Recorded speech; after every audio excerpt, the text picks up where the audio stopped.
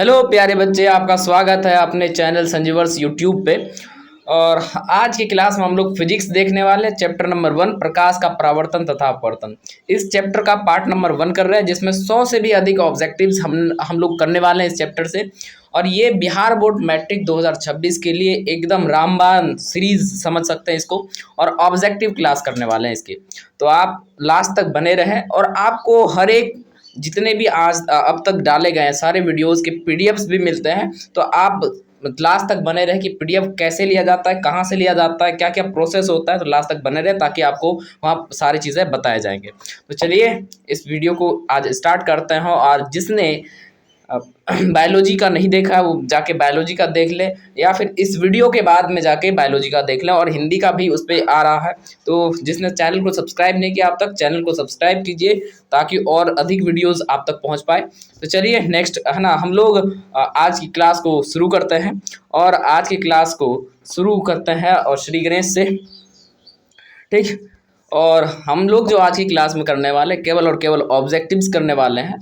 तो objectives chapter number 1 physics का chapter number 1 है, जिसको हम लोग भौतिकी भी कहते हैं। तो चलिए इसको स्टार्ट करते हैं। क्वेश्चन नंबर 1 है, कहते हैं समतल दर्पण द्वारा बना प्रतिबिंब सदा होता है।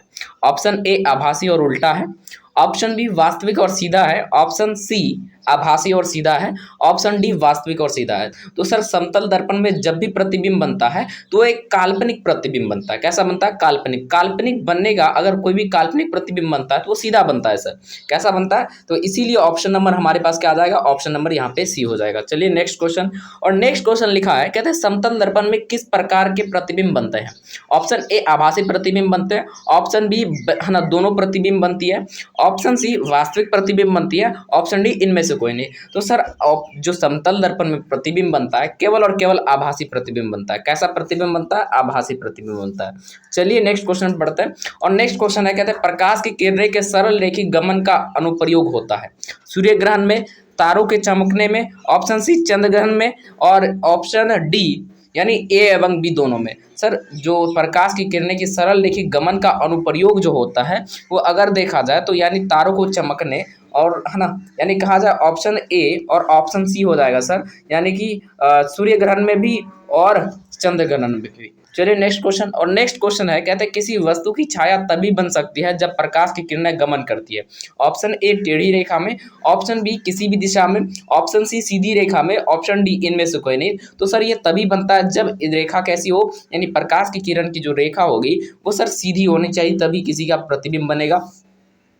चलिए नेक्स्ट क्वेश्चन। और नेक्स्ट क्वेश्चन है, कहते हैं प्रकाश स्रोत के सामने एक ही हरी रंग की छड़ी को खड़ा कर देने पर उसकी छाया कैसी होगी। ऑप्शन ए हरी रंग की, ऑप्शन बी पीली रंग की, ऑप्शन सी लाल रंग की, और ऑप्शन डी काली रंग की। तो कैसी बनती है सर? छाया जो बनेगी वो काली रंग की बनेगी। चलिए नेक्स्ट क्वेश्चन। और नेक्स्ट क्वेश्चन बढ़ता है, कहते हैं किसी प्रकाश स्रोत के सामने एक रुकावट रख देने पर बनती है उपछाया बनती है, ऑप्शन बी कुछ भी नहीं बनती है, ऑप्शन सी छाया बनती है। तो सर मतलब अगर ऑप्शन डी देखा जाए यानी इसमें ये होगा सर, एक उपछाया बनता है और एक छाया बनता है, उपछाया और छाया बनता है। तो यानी ऑप्शन नंबर ए एवं option number C, option number A एवं ऑप्शन नंबर सी बनेगा सर।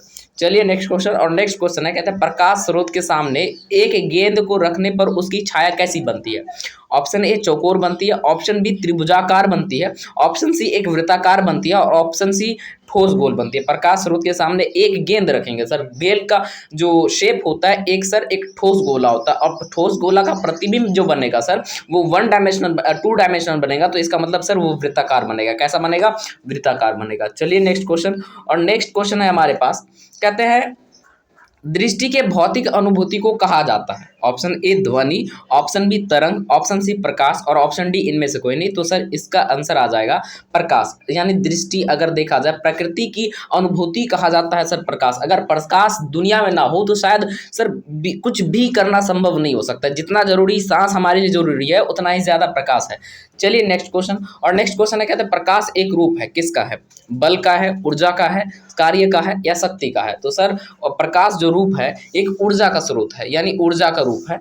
चलिए नेक्स्ट क्वेश्चन। और नेक्स्ट क्वेश्चन है, कहते हैं किसी माध्यम में प्रकाश की किरण माध्यम है ना कणों को कहते हैं? प्रकाशित करती है। ऑप्शन बी माध्यमों को कणों में गति प्रदान करती है। ऑप्शन सी गर्म करती है सर, यानी प्रकाशित भी करती है और माध्यम के कणों में गति प्रदान करती है। तो ऑप्शन नंबर क्या हो जाएगा सर? ऑप्शन नंबर हमारे पास आ जाएगा, ऑप्शन नंबर डी आ जाएगा सर। क्या आ जाएगा? Option number D. चलिए नेक्स्ट क्वेश्चन, और नेक्स्ट क्वेश्चन हमारे पास है, कहते हैं प्रकाश एक रूप है किसका? बल का, ऊर्जा का, कार्य का, शक्ति का। तो सर प्रकाश जो है ना एक रूप है ऊर्जा का। किसका है? ऊर्जा का। चलिए नेक्स्ट क्वेश्चन, और नेक्स्ट क्वेश्चन है हमारे पास, कहते हैं किसी माध्यम में प्रकाश की किरणें माध्यम के कणों को क्या करती है? सर प्रकाशित भी करती है और माध्यम में कणों की गति प्रदान भी करती है। तो इसीलिए ऑप्शन नंबर क्या हो जाएगा? ऑप्शन नंबर हो जाएगा डी। चलिए नेक्स्ट क्वेश्चन, और नेक्स्ट क्वेश्चन है, कहते हैं प्रकाश किस ऊर्जा का रूप है? ये एक बल है, यह विकिरण ऊर्जा है, ऑप्शन बी क एवं ख दोनों है, और ऑप्शन डी इनमें से कोई नहीं। तो सर इसमें ऑप्शन ए एवं सी दोनों हो जाएगा, ऑप्शन ए एवं सी दोनों हो जाएगा। चलिए नेक्स्ट क्वेश्चन, नेक्स्ट क्वेश्चन कहते हैं किसी तरंगे किस प्रकार की होती है, यानी प्रकाश की तरंगे किस तरीके किस प्रकार का होता है? ऑप्शन ए है कोई तरंगे की नहीं, ऑप्शन बी विद्युत चंबकीय तरंगे, ऑप्शन सी ध्वनि तरंग की समान, और ऑप्शन डी इनमें से कोई नहीं। तो सर इसके लिए हो जाएगा हमारे पास, यानी कि ये जो होता है प्रकाश की तरंगे विद्युत ये चंबकीय है ना चुंबकीय तरंगे होती है। चलिए नेक्स्ट क्वेश्चन बढ़ता है, कहते हैं प्रकाश तरंगे के गमन के लिए किस प्रकार के माध्यम की आवश्यकता होती है? कहते हैं ऑप्शन ए है किसी प्रकार के माध्यम नहीं, ऑप्शन बी द्रव्यात्मक माध्यम, ऑप्शन सी क एवं ख दोनों, यानी ऑप्शन सी मतलब हुआ ए एवं बी दोनों सर, इनमें से कोई नहीं। तो सर इसका आंसर आ जाएगा ए एवं बी दोनों सर। क्या? ए एवं बी दोनों। चलिए नेक्स्ट क्वेश्चन बढ़ता है, और नेक्स्ट क्वेश्चन है, कहते हैं प्रकाश का तरंगदैर्घ्य अन्य बंधु है ना बाधाओं की तुलना में होता है, समान होता है, बहुत बड़ा होता है, बहुत छोटा होता है, या इनमें से कोई नहीं सर? तो प्रकाश की तरंग दैर्घ्य जो होती है वो बहुत ही छोटा होता है किसी बंधु है ना बाधाओं की तुलना में। तो सर ये बहुत क्या होता है? छोटा होता है। चलिए नेक्स्ट क्वेश्चन, और नेक्स्ट क्वेश्चन हमारे पास है, कहते हैं प्रकाश किरण है कैसा? प्रकाश का बिंदु पथ, किरण की बिंदु पथ, ऑप्शन सी यानी ए एवं बी दोनों, और ऑप्शन डी प्रकाश किरण है। तो सर प्रकाश का बिंदु पथ होता है, प्रकाश का बिंदु पथ, यानी ऑप्शन नंबर सर यहाँ पे हमारे पास ए एवं बी दोनों दे रखा है, तो ऑप्शन ए एवं बी दोनों हो जाएगा। चलिए नेक्स्ट क्वेश्चन, और नेक्स्ट क्वेश्चन है, कहता है किरणों के समूह को क्या कहा जाता है? ऑप्शन ए है किरण पुंज, ऑप्शन बी है प्रकाश पुंज, ऑप्शन सी है ए एवं बी दोनों, ऑप्शन डी है इनमें से कोई नहीं। तो सर इसका आंसर आ जाएगा ए एवं बी दोनों। क्या? ए एवं बी दोनों हो जाएगा सर। एवं है ना प्रकाश का जो किरण होता है सर, तो उसको हम लोग यानी किरण पुंज भी कहा जाता है और प्रकाश पुंज भी कहा जाता है, तो इसीलिए ऑप्शन नंबर क्या हो जाएगा? सी हो जाएगा। चलिए नेक्स्ट क्वेश्चन, और नेक्स्ट क्वेश्चन हमारे पास कहते हैं 17 है क्वेश्चन नंबर, कहते हैं किसी उच्च कोटि को पालिश किए गए दर्पण अपने पर पड़ने वाले प्रकाश को परावर्तित करता है या क्या करता है? अवशोषित करता है, अपवर्तित करता है, अंशतः परावर्तित करता है, या पूर्ण रूप से परावर्तित करता है? तो सर ये पूर्ण रूप से परावर्तित कर देता है। जैसे है ना, जैसे मान ले कि एक पॉलिश किया हुआ चिकना सतह रहता है सर, उसमें आप लोग अपना इजी फोटो देख सकते हैं। तो सर ऐसा कब होगा? जब कोई परावर्तन होगा। तो परावर्तन पूर्ण रूप से होता है। कैसा होता है? पूर्ण रूप से होता है। चलिए नेक्स्ट क्वेश्चन बढ़ता है, और नेक्स्ट क्वेश्चन है, कहता है कि तेल लगा कागज होता है। ऑप्शन ए है पारदर्शक होता है, ऑप्शन बी अपारदर्शक होता है, ऑप्शन सी अपारदर्शक होता है, और ऑप्शन डी इनमें से कोई नहीं। तो सर तेल लगा कागज या फिर आग की पुतली का जो शेडो होता है हमारे पास, यानी जिसको पलक कहते हैं सर, ये सब पारभाषक होता है। क्या होता है? पारभाषक, जिसमें थोड़ी थोड़ी रोशनी अंदर की ओर जा सकती है, यानी कि इधर से उधर गमन कर सकती है। अब क्वेश्चन नंबर 19 कहते हैं आधुनिक क्वांटम सिद्धांत के आधार पर प्रकाश को क्या कहा गया? तरंग माना गया है, ऑप्शन बी दोनों में से कुछ नहीं माना गया, ऑप्शन सी कण माना गया है, और ऑप्शन डी सभी उत्तर सही है। तो सर आधुनिक क्वांटम सिद्धांत के अनुसार आधार पर प्रकाश को तरंग माना गया है, दोनों में से कुछ नहीं माना गया। तो सर इसको प्रकाश को जो माना गया है एक है ना तरंग माना गया। क्या माना गया है? एक तरंग माना गया है। तो इसलिए ऑप्शन नंबर क्या हो जाएगा? ऑप्शन नंबर ए हो जाएगा।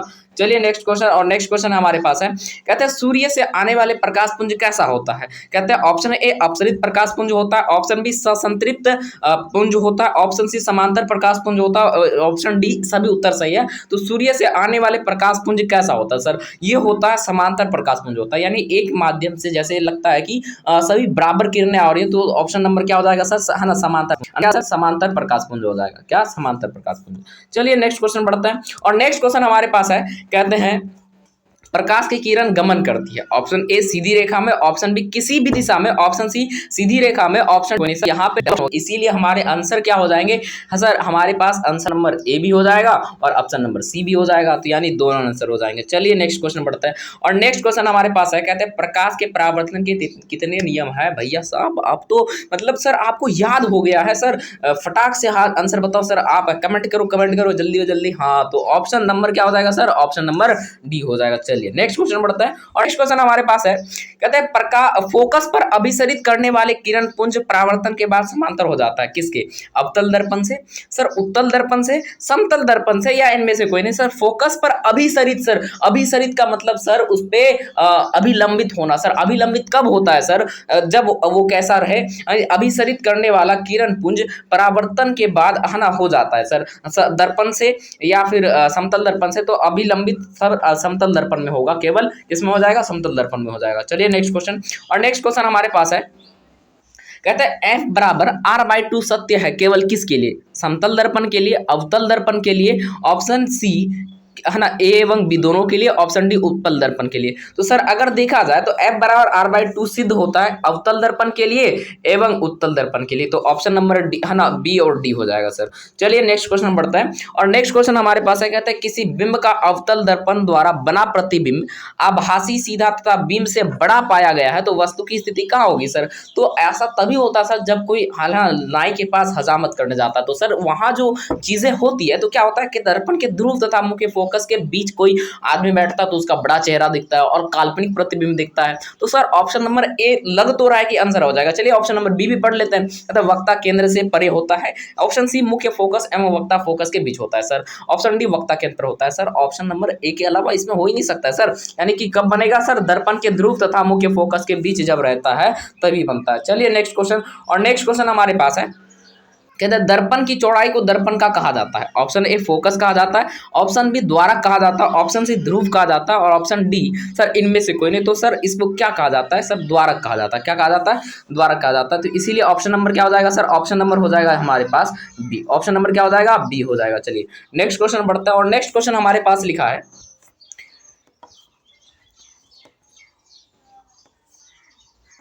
कहते हैं अवतल दर्पण के प्रकरण में किस तरीके का है ना दर्पण उपयोग किया जाता है सर? अब कहते हैं कैसी अवतल दर्पण के प्रकरण में आभासी और सीधे प्रतिबिंब कब बनता है? तो अगर देखा जाए अवतल दर्पण में आभासी और सीधे प्रतिबिंब के लिए आवर्धन होता है सर। आवर्धन कहने का मतलब सर उसका m बराबर क्या होता है सर? वो धनात्मक होगा, वो ऋणात्मक होगा, या ए एवं बी दोनों होगा, यानी ऋणात्मक एवं धनात्मक दोनों होता है, या इनमें से कोई नहीं होगा सर। पर अवतल दर्पण में आभासी और सीधे प्रतिबिंब के लिए आवर्धन होता है सर जब आभासी और सीधा प्रतिबिंब होगा। तो सर बनेगा कब सर? ये जब है ना मतलब कि जब ये उत्तल दर्पण रहेगा सर, उत्तल रहेगा तो सर उत्तल दर्पण होता कैसे है बता दियो सर। उत्तल दर्पण होता है ऐसे है ना, उत्तल दर्पण क्या होता है? ऐसे सर, इधर रहता है इसका है ना रजतीय क्या होता है और इधर परावर्तक सतह। अगर मान लो कोई वस्तु यहाँ पे है तो सर इसका प्रतिबिंब यहाँ इससे बड़ा और आभासी बनेगा। तो सर आभासी और बड़ा, तो सर इधर देखा जाए तो यहाँ मुख्य फोकस इधर की ओर धनात्मक होता है या ऋणात्मक होता है सर? सर वो धनात्मक होता है। क्या होता है? धनात्मक होता है। चलिए नेक्स्ट क्वेश्चन बढ़ते हैं और नेक्स्ट क्वेश्चन हमारे पास है, कहते हैं नई कार्तिकीय चीनी परिपाटी के अनुसार दर्पण के सामने रखे गए बिंब की ली जाती है सर। कहते हैं धनात्मक, किसी धनात्मक, कभी ऋणात्मक और ऋणात्मक। सर अगर देखा जाए तो हम लोग इस पे क्या देखते हैं सर, है ना दर्पण क्या है और दर्पण जो रहेगा उसी के हिसाब से सर कभी धनात्मक ले सकता है, कभी ऋणात्मक ले सकता है। सर धनात्मक तब लेंगे जब कोई उत्तल दर्पण की बात करे, सर ऋणात्मक तब लेंगे जब कोई अवतल दर्पण की बात करे। तो सर ऑप्शन नंबर बी हो जाएगा, यानी कभी धनात्मक भी हो सकता है और कभी ऋणात्मक भी हो सकता है। चलिए नेक्स्ट क्वेश्चन बढ़ता है और नेक्स्ट क्वेश्चन हमारे पास है, कहते हैं उत्तल दर्पण के प्रकरण में दर्पण द्वारा प्रतिबिंब सदैव आभासी एवं सीधा होता है, आवर्धन होगा सर। कहते हैं उत्तल दर्पण में सर ऐसा तो तभी हो जाएगा सर, आवर्धन तो ऋणात्मक हो ही नहीं सकता सर, धनात्मक हो सकता है ना। कहते हैं प्रतिबिंब सदैव आभासी रहेगा और सीधा भी रहेगा तो सर ये बनेगा दर्पण के पीछे, तो जो बनेगा सर धनात्मक बनेगा। कैसा बनेगा? धनात्मक बनेगा। आवर्धन कैसा हो जाएगा? धनात्मक हो जाएगा। चलिए नेक्स्ट क्वेश्चन बढ़ते हैं और नेक्स्ट क्वेश्चन है, कहते हैं किसी दर्पण का उपयोग सामान्यतः वाहनों का पार्श्व दृश्य के रूप में किया जाता है सर। पार्श्व दृश्य कहने का मतलब sir side mirror. Side mirror कब होता है सर? ऑप्शन ए अवतल दर्पण में होता है या ऑप्शन बी उत्तल दर्पण में। सर कब लगाया जाता है? तो गाड़ियों के जो साइड मिरर लगता है सर वो उत्तल दर्पण होता है। क्यों लगता है सर? क्योंकि दूर की वस्तु को ये छोटा बना सकता है। क्या बना सकता है? छोटा और सीधा बना सकता है सर, और है ना चलिए नेक्स्ट क्वेश्चन बढ़ता है, कहते हैं उत्तल दर्पण में किस प्रकार का प्रतिबिंब बनता है सर? उत्तल दर्पण में बोल रहे हो आप, तो सर उत्तल दर्पण में जो अधिकतर देखा जाए तो इसमें सर वास्तविक तो नहीं बनता है सर, उत्तल दर्पण में आभासी बनता है। कैसा बनता है? आभासी बनता है, केवल और केवल आभासी बनता है सर। चाहे आप वस्तु कहीं पे भी रख लो तो कैसा बनेगा सर? आभासी बनेगा। तो इसीलिए ऑप्शन नंबर क्या हो जाएगा? सी हो जाएगा। चलिए नेक्स्ट क्वेश्चन, नेक्स्ट क्वेश्चन हमारे पास है, कहते हैं उत्तल दर्पण में किस प्रकार का, कहते हैं उत्तल दर्पण में किस प्रकार का प्रतिबिंब बनता है? सर इसका आंसर जान चुके हैं। चलिए नेक्स्ट क्वेश्चन हम लोग बढ़ते हैं। कहते हैं नेक्स्ट क्वेश्चन हमारे पास है 34। क्या है? 34। और 34 में हमारे पास है, कहते हैं दाढ़ी बनाने के लिए किस प्रकार का प्रतिबिंब का उपयोग किया जाता है ना? दाढ़ी बनाने के लिए किस प्रकार का प्रतिबिंब का उपयोग होगा सर? तो सर के वक्ता के है ना, दाढ़ी बनाने के लिए उपयुक्त तो गोलीय दर्पण में सीधे प्रतिबिंब प्राप्त करना हो तो स्थिति कब होनी चाहिए या कहाँ वस्तु होना चाहिए? तो ऑप्शन ए वक्ता केंद्र पर, ऑप्शन बी वक्ता केंद्र के बाहर, ऑप्शन सी वक्ता केंद्र और मुख्य फोकस के बीच, ऑप्शन डी इनमें से कोई नहीं। तो सर दाढ़ी बनाने के लिए उपयुक्त तो अगर होता है तो वक्ता केंद्र और मुख्य फोकस के बीच रहेगा, तभी ये उपयुक्त होता है।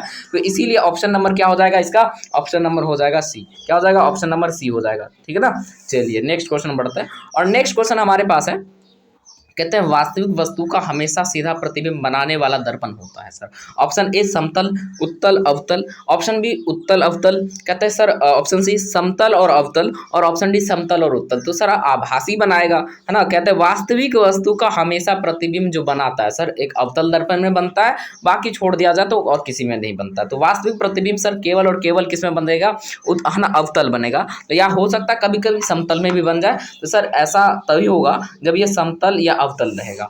तो चलिए नेक्स्ट क्वेश्चन है हमारे पास। कहते हैं क्वेश्चन नंबर 36, कहते हैं वास्तविक प्रतिबिंब की प्रतिकृति कैसी होती है? वास्तविक प्रतिबिंब जब भी बनता है सर तो वो छोटा होता है, बड़ा होता है, सीधा और उल्टा बनता है। तो सर सीधा और उल्टा दोनों होता है या उल्टा होता है सीधा होता है? तो सर इसकी प्रकृति जो वास्तविक प्रतिबिंब हमेशा बनता है वो कैसा बनता है? उल्टा बनता है। कैसा बनता है? उल्टा बनेगा। तो आप बोलेंगे सर जी है ना ये तो समतल दर्पण में बनता है। तो समतल दर्पण में एक है ना, कहते हैं पार्श्व उल्टा बनता है। पार्श्व का मतलब पता है ना कि दायां बायां दिखना और बायां दायां दिखना। चलिए नेक्स्ट क्वेश्चन बढ़ता है। और नेक्स्ट क्वेश्चन हमारे पास है, कहते हैं दाढ़ी बनाने में किस प्रकार के दर्पण का उपयोग किया जाता है? ऑप्शन ए उत्तल दर्पण का, ऑप्शन बी समतल दर्पण का, ऑप्शन सी अवतल दर्पण का और ऑप्शन डी इनमें से कोई नहीं। तो सर दाढ़ी बनाने के लिए अगर उपयोग करते हैं तो कोई भी, तो सर वो अवतल दर्पण का उपयोग किया जाता है। किसका?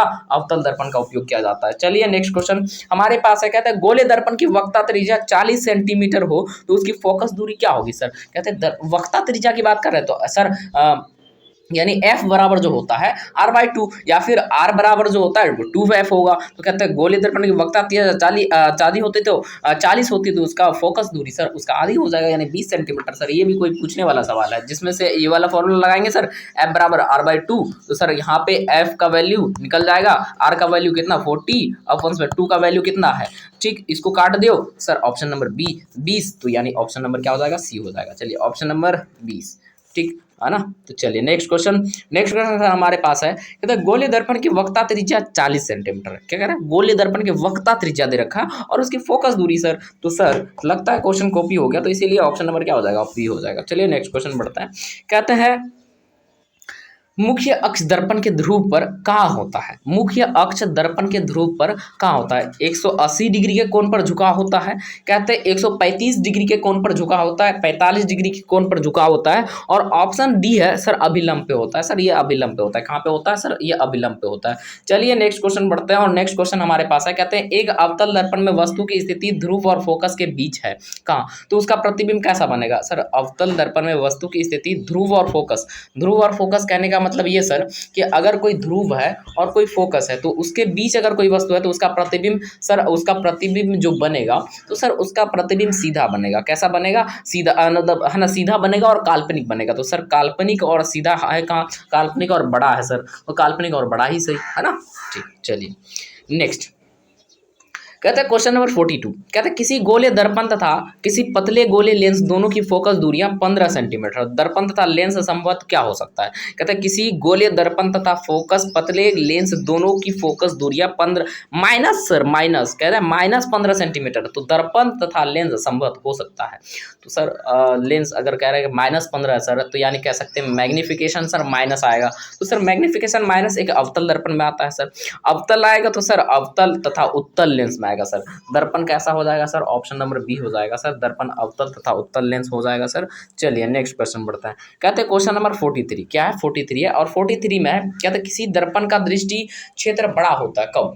सर किसी दर्पण का दृष्टि क्षेत्र बड़ा होगा तो परवलयी दर्पण के द्वारा, या ऑप्शन बी है सर उत्तल दर्पण का, ऑप्शन सी है समतल दर्पण का, और ऑप्शन डी है ना अवतल दर्पण का। सर किसी दर्पण का दृष्टि क्षेत्र बड़ा होता है तो दर्पण का दृष्टि क्षेत्र किसका बड़ा होता है सर? उत्तल दर्पण का, यानी वो दूर दूर तक की वस्तु को आराम से देखा जा सकता है, उसको देखा जा सकता है। चलिए नेक्स्ट क्वेश्चन बढ़ता है। कहता है क्वेश्चन नंबर 44, कहता है गोलीय दर्पण की फोकस दूरी इसकी वक्रता त्रिज्या की क्या होती है? तो सर फोकस दूरी गोलीय दर्पण की वक्रता त्रिज्या की सर आधी होती है। कैसे होती है? आधी हो जाती है। तो ऑप्शन नंबर क्या हो जाएगा सर? सी हो जाएगा। चलिए नेक्स्ट क्वेश्चन, और नेक्स्ट क्वेश्चन हमारे पास है, कहते हैं निम्न में से किस दर्पण की फोकस दूरी धनात्मक होती है? सर फोकस दूरी धनात्मक कहने का मतलब है सर राइट साइड होगा। सर राइट साइड किसका परावर्तक होता है? उत्तल, अवतल या फिर है ना इनमें से सभी। तो सर इसका अगर देखा जाए तो कहता है कि धनात्मक जब भी बनेगा सर उत्तल दर्पण का बनता है। किसका? उत्तल दर्पण का। चलिए नेक्स्ट क्वेश्चन हमारे पास है, कहते हैं क्वेश्चन नंबर 46, कहते हैं सोलर कुकर में प्रयोग किए जाते हैं कैसा दर्पण? अवतल दर्पण प्रयोग किए जाते हैं, उत्तल दर्पण प्रयोग किया जाता है ना। सोलर कुकर में प्रयोग किए जाते हैं क्या? वही अवतल दर्पण प्रयोग किया जाता है। सर जी क्या हो जाएगा? ऑप्शन है ना अवतल दर्पण प्रयोग किया जाता है, ताकि वो गर्मी को अवशोषित कर भोजन सही से सुरक्षित बना सके। कहता है क्रांतिक कोण होता है। सर क्रांतिक कोण कब होता है? विरल माध्यम से विरल माध्यम में अपवर्तन कोण, सघन माध्यम में अपवर्तन कोण, विरल माध्यम में आपतन कोण और सघन माध्यम में आपतन कोण। सर जब भी ये आ जाएगा विरल से सर सघन की बात करेगा तो सघन माध्यम में अपवर्तन जो कोण होगा तो उसी को क्रांतिक कोण कहा जाता है ना। उसी को क्या कहा जाता है? क्रांतिक कोण कहा जाता है। चलिए नेक्स्ट क्वेश्चन बढ़ते हैं। कहते हैं किसी माध्यम के अपवर्तनांक का मान होता है। ऑप्शन ए है साइन आई बटा साइन आर, यानी sine I divided by sine R, option B है sine I into sine R, और ऑप्शन सी है sine I plus sine R, और ऑप्शन डी है sine I minus sine R. तो इसका answer क्या हो जाएगा सर? तो इसका आंसर आ जाएगा सर अपवर्तनांक अगर बोल रहे हो सर साइन आई बटा साइन आर होना चाहिए, साइन आई बटा साइन आर। चलिए नेक्स्ट क्वेश्चन, कहते हैं लेंस सूत्र क्षमता के पदों में होता है। कह रहे P बराबर 1/f है ना, 1/f बराबर -1/u माइनस 1/b। सर ऐसा नहीं होता है सर। P बराबर होता है 1/f बराबर 1/v, v माइनस 1/u। तो सर ये वाला जो हमारे पास आंसर हो सकता है ऑप्शन नंबर क्या हो जाएगा सर? ऑप्शन नंबर हो जाएगा हमारे पास सी। ऑप्शन नंबर क्या हो जाएगा? सी हो जाएगा। चलिए नेक्स्ट क्वेश्चन बढ़ते हैं, और नेक्स्ट क्वेश्चन हमारे पास है, कहते हैं लेंस सूत्र क्षमता के, कहते हैं है ना निम्नलिखित में से कौन लेंस का आवर्धन है? यानी m बराबर क्या होता है सर? m बराबर होता है v बटा u, u plus v, option C u बटा v, ऑप्शन डी u बटा v। तो ऑप्शन क्या हो जाएगा सर? v बटा u हो जाएगा। ऑप्शन क्या हो जाएगा? v बटा u हो जाएगा। तो ऑप्शन नंबर ए हो जाएगा।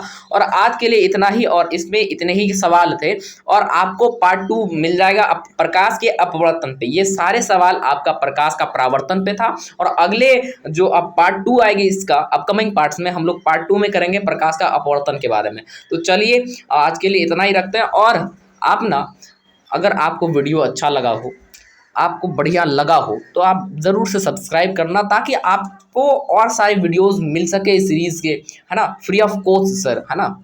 चलिए नेक्स्ट क्वेश्चन पढ़ते हैं। और नेक्स्ट क्वेश्चन नहीं सर, अगर आपको फ्री पीडीएफ्स, मैंने बताया था शुरू में कहा था कि आप कहाँ से ले सकते हो, तो अगर आपको फ्री पीडीएफ्स चाहिए तो सर फ्री पीडीएफ्स के लिए या तो आप डिस्क्रिप्शन में दिए गए लिंक से कांटेक्ट कर सकते हैं, या फिर क्लिक करोगे मिल जाएगा, है ना। और आप अगर इस पे कहते हो कि इतना झंझट नहीं करना है, तो 9523326181 पे आप एक बार कोई भी टेक्स्ट मैसेज भेजिएगा, आपको फिर है ना सीधे पीडीएफ का लिंक दे दिया जाएगा। तो इसलिए आप है ना जरूर जुड़े रहे इस चैनल से। तब तक के लिए थैंक यू। और जाते जाते एक चीज़ और बता दें कि आप संजीवर्स स्टडी सेंटर से चाहे आप किसी भी तैयारी कर रहे हो, कंपटीशन, बोर्ड, फाउंडेशन, तीनों के लिए आप हमसे बैच ले सकते हो। और ये फ्री ऑफ कॉन्टेक्ट है ना, फ्री ऑफ कॉस्ट बैच है, लेकिन आपको इसमें इनरोल होना बहुत ज़रूरी है सर, है ना।